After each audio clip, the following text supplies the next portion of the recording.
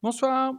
Alors je me suis enregistré sur une faille supérieure de niveau 130, donc je suis assez content de moi parce que c'est la première fois que je fais une faille aussi élevée et bah, voilà, l'objectif un peu de la vidéo, c'était pas forcément, de montrer que c'était possible parce qu'il y en a plein qui l'ont déjà fait et qui jouent beaucoup mieux que moi.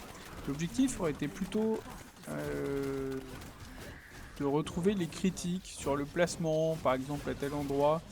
Bah, tu es allé là parce que, bah, voilà, tu pensais que c'était une bonne idée sur le moment et que tu as réagi en fonction des monstres qui arrivaient sur toi et cetera, pas de problème.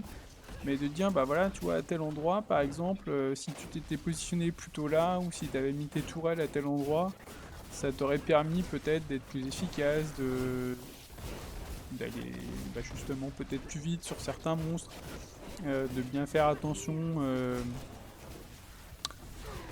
par exemple quand on a le cercle jaune par terre, qui te permet de taper plus fort, bah, d'essayer d'être plus souvent dedans. Alors bon, effectivement, quand on donne le principe, c'est assez facile, mais voilà, après quand on rentre dans la faille, voilà, il y a des boules de feu qui nous arrivent dessus, choses comme ça. Bon, donc voilà, et on a tendance à essayer de bouger un peu aussi. Voilà, bon là, par exemple, je suis resté longtemps derrière un mur, c'était pas une bonne solution. J'en ai conscience, mais mais voilà, après bon, quand le sur le moment, bah, c'est pas forcément ça qu'on regarde aussi, on regarde un peu plus la vie, voilà, le niveau de la vie, du personnage qu'on est en train de jouer. Donc voilà, il y a plusieurs choses qui font que, bah, on n'est pas toujours attiré sur le positionnement, et donc c'est un peu ça que j'aurais beaucoup apprécié, justement avoir des conseils de quelqu'un qui joue mieux, qui a plus l'habitude et qui puisse me dire: «Bah, voilà, à tel endroit, bah, c'était pas forcément très mal placé, mais il y aurait eu une optimisation à faire en allant plutôt à tel endroit». Ou, bah, par exemple, tu pas fait assez attention et t'as pas rechargé, le Vendetta à tel moment, tu vois? Tu été concentré sur autre chose et tu pas géré le Vendetta, enfin voilà, bon. Donc c'était ces points-là, ça m'aurait enfin voilà, je pense qu'on sort grandi quand on apprend à mieux se positionner et à mieux jouer. Déjà, c'est plus sympa et puis là, bon, bah, je suis peut-être trop resté sur le début de la faille en me disant: «Il faut quand même que j'arrive à avoir quelque chose d'assez sécurisant derrière moi pour si j'ai besoin de reculer, je peux». Donc j'avoue qu'au début, sur le début de la faille, j'ai eu beaucoup de mal à sortir de ce début de faille et puis après ça allait un petit peu mieux. Voilà. Je lance une petite bouteille à la mer si jamais il y a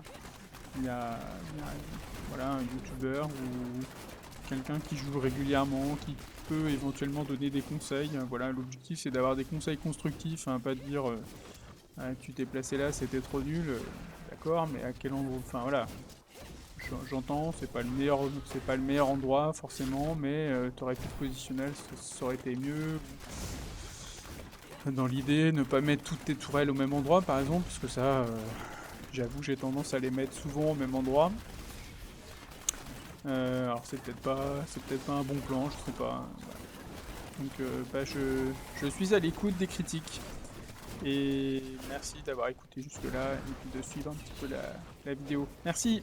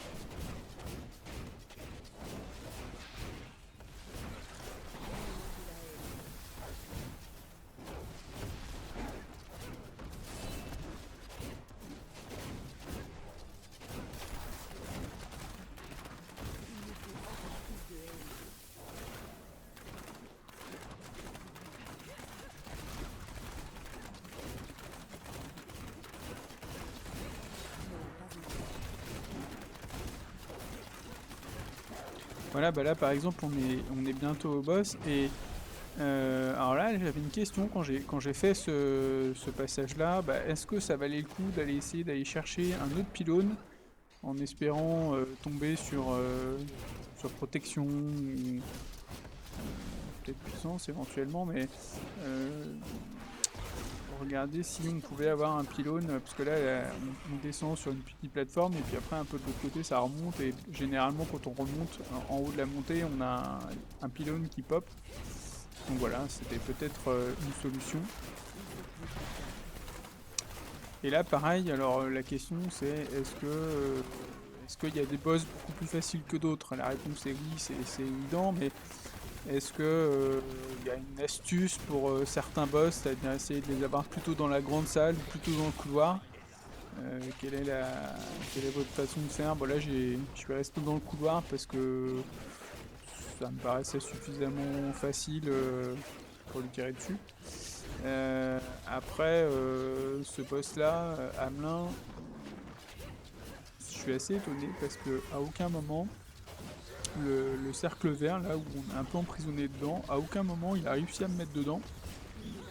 Alors j'ai l'impression qu'il a été plutôt comment dirais-je, bloqué par les tourelles, ce qui fait qu'il a jamais pu bouger et m'entourer avec son cercle vert. Je sais pas, peut-être que c'est ça, peut-être que c'est une erreur, c'est une erreur, c'est une chance qu'il n'ait pas réussi à m'avoir dans son cercle vert, mais voilà, petite question comme ça. Allez, bah, merci en tout cas d'avoir regardé, et puis merci si vous avez des retours, n'hésitez pas.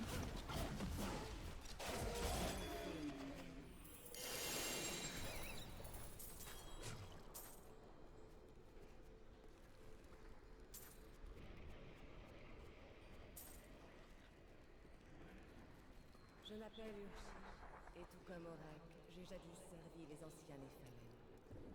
Quand les champions des temps passés avaient prouvé leur valeur, ils faisaient appel à moi pour tenter d'augmenter la portée de leurs gemmes. Si vous avez une gemme de qualité suffisante, je peux essayer de l'améliorer pour vous aussi. Je suis la meilleure pour ce qui est de raffiner les gemmes. Je retourne en ville.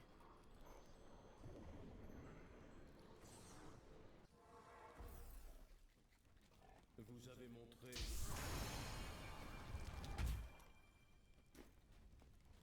Tout peut arriver.